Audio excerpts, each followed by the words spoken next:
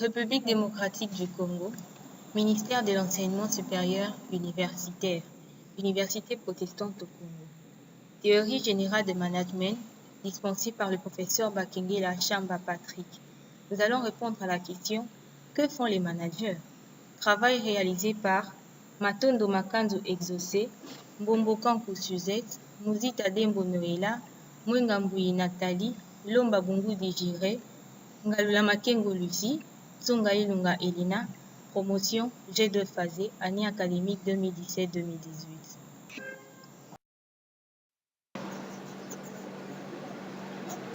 Avant d'entrer de plein pied dans les fonds de notre travail, nous vous proposons la structure, l'ossature du dit travail, qui est subdivisée en 6 points. Le premier point, qui est l'introduction, traite des questions majeures concernant les managers. Le second point élucide ou définit quelques concepts de base, quelques concepts importants pour une bonne appréhension du travail. Le troisième point touche à la catégorisation des managers. Le quatrième point, qui est le point focal de notre travail, répondra à la question: que font les managers? Dans le cinquième point, sachant qu'il existe des top managers, des middle managers et des first line managers, nous avons mené des enquêtes dans 3 organisations, à savoir l'UPC, la Bralima et la Sosimex, pour montrer de manière pratique les rôles de ces différentes catégories de managers dans le fonctionnement courant des entreprises.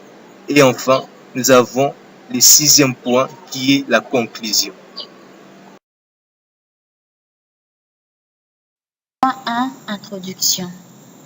D'aucuns ignorent que toute organisation a une structure bien déterminée. C'est là juste pour éviter l'anarchie. Pour ce faire, l'organisation entière, ainsi que chacune de ses parties ou branches, doivent être gérées par des personnes particulièrement responsables et regorgeant toutes les compétences nécessaires pour mener à bien l'entreprise. Par conséquent, favoriser et assurer la réalisation de la marge bénéficiaire. Ainsi, nous devons répondre à la question de savoir que font les managers.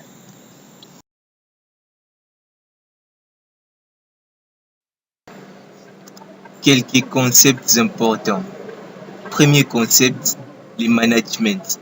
C'est l'ensemble des techniques appliquées afin de diriger une organisation. Nous pouvons dire également que c'est la mise en œuvre de tous les moyens nécessaires dont peut disposer une entreprise pour atteindre ses objectifs. Second concept, organisation.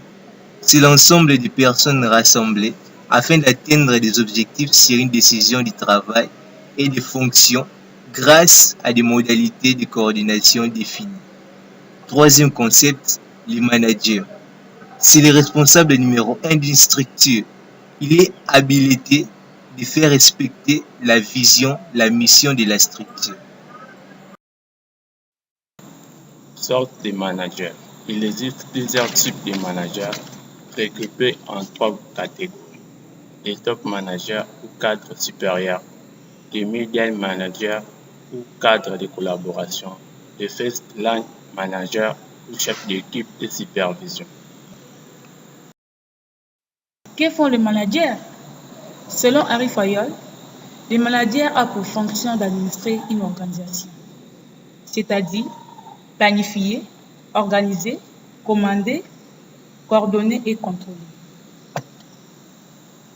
Selon Henri Mitzberg, le manager joue 3 rôles regroupés en 3 catégories que voici. A. Le rôle interpersonnel, qui se subdivise en rôle de symbole, rôle de dirigeant et rôle d'agent de liaison. B. Le rôle informationnel, se subdivise en rôle de récepteur, rôle de transmetteur et rôle de porte-parole.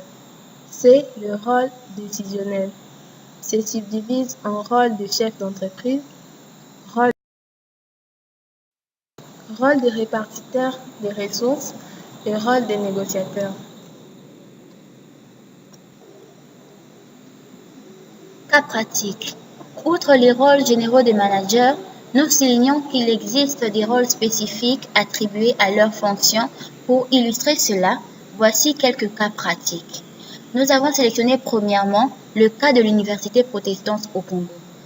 Le secrétaire académique de la faculté d'administration des affaires et sciences économiques au sein de cette organisation a pour rôle de veiller à l'application des décisions prises au niveau du conseil de la faculté. Nous faisons allusion ici à la coordination. Élaborer les horaires des cours. Ce rôle est lié à la planification. Détecter les failles au niveau de la faculté et les présenter au conseil de faculté pour des éventuelles solutions. Ici, nous sommes dans le contrôle. Cas de la Bralima. Le chef de distribution à la Bralima, une société anonyme qui 3 Socimas. Son rôle sera décrit par le schéma suivant.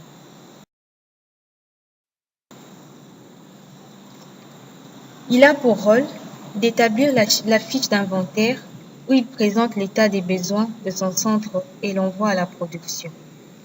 À son tour, l'usine de production met la boisson à sa disposition.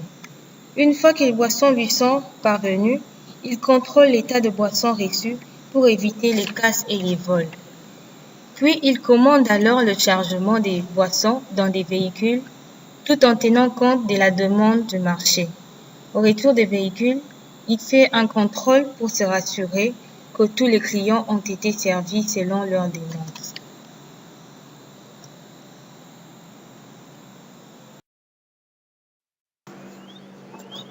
Enfin, nous avons le cas de la Socimex, où le manager a pour rôle de répartir les tâches de telle sorte que chacun se sente responsable de ce qu'il fait comme travail.